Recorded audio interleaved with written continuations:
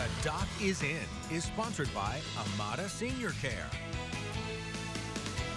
Fox 56 News Chief Medical Contributor Dr. Ryan Stanton is with us in studio, and this morning he's focusing on the ear and how exactly we register sound. Yeah, so we've got a skull, a tuning fork, and a coffee mug, so this could get interesting.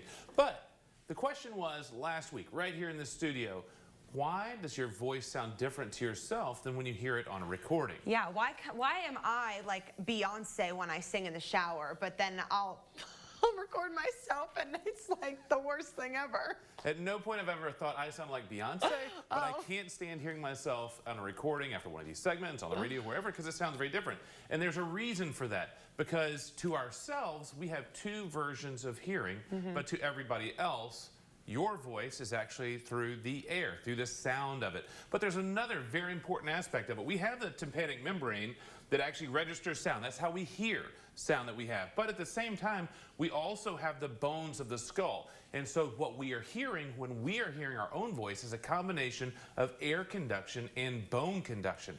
The bone conduction actually registers in a lower voice or tone, which fills out our voice a little bit more. So when we hear air bass, we're hearing that air bass a little bit higher in tone. The ears at a little bit lower, just like the bass does on your speakers at home, your TV at home. And so what I'm going to do here, I want to show how this works. I've got the tuning fork here. And so the idea behind the tuning fork is it's going to vibrate. You're not going to hear it out here, but I'm going to use this cup as a speaker, just like you're going to do. Put it up close to the mic here. Wait, I can hear it. Oh, let me take my earpiece out.